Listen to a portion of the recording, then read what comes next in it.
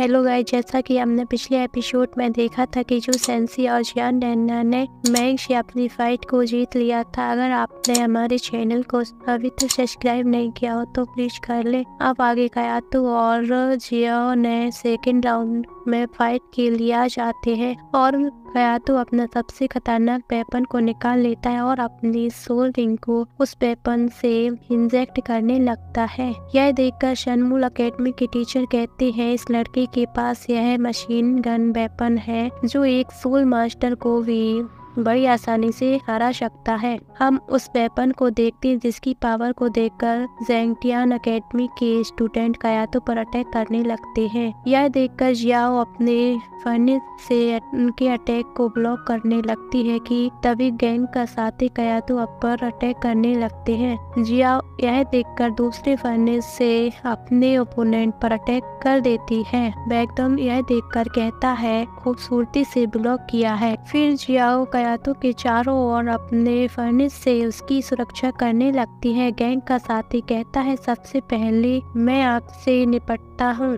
और जियाओ पर अटैक कर देता है जिससे जियाओ अपने फर्नेस से ब्लॉक करती है, लेकिन जियाओ के ओपोनेंट की पावर ज्यादा होने से जियाओ कमजोर पड़ने लगती है। लेकिन जियाओ अपनी फर्नेस की पावर को बढ़ा देता है जिससे उसका ओपोनेंट पीछे चला जाता है। यह देखकर गैंग कहता है कि मैं देखना चाहता हूँ कि आप हमें कितनी देर तक रोक सकते हैं और अपने एरो से सोल रिंग की पावर को इंजेक्ट कर देता है और जियाओ पर एरो से अटैक कर देता है। यह देखकर जियाओ अपने फर्नेस में गोल्डन स्नेक बीस्ट की सोल को यूज करके अपनी फर्नेस की पावर को बढ़ा देता है। जैसे ही गैंग का एरो उसे फर्नेस से टकराता है कि तभी गैंग का साथी भी जियाओ पर अटैक कर देता है जिससे जियाओ के मुंह से खून निकलने लगता है। यह देखकर कयातू को बहुत ज्यादा गुस्सा आने लगता है और उसकी आंखें रेड होने लगती है। हम देखते हैं कि जियाओ के फर्नेस में दरार आने लगती है और वो फर्नेस टूट जाता है और जियाओ दूर जाकर गिरती है जिससे वह बेहोश हो जाती है।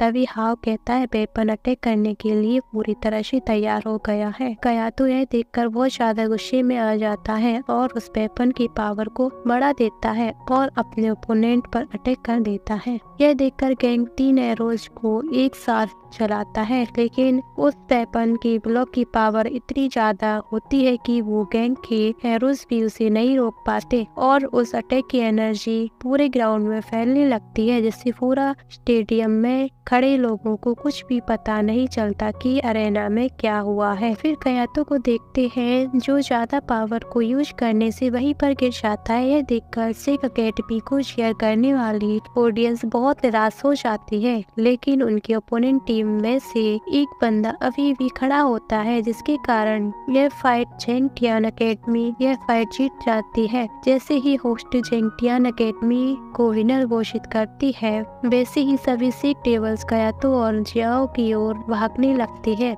हम कयातू को देखते हैं जो जियाओ को अपनी गोदी में उठा लेता है। जियाओ बेहोशी की हालत में कहती है मुझे माफ कर दो, मैं आपकी रक्षा नहीं कर पाई।